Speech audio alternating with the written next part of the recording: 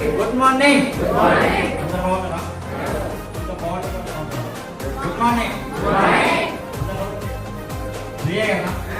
మాట్లాడుతున్నామా? అవసరం వచ్చినా మాట్లాడతాం, అవసరం లేని మాట్లాడతాం. అవసరంలో మాట్లాడాలి కదా.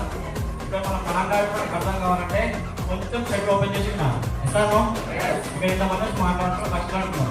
మన లక్ష్యం మనకు కావాలా లేదా? కావాలా లేదా? Good morning. ఓకే, నా పేరు వచ్చి సోహెల్.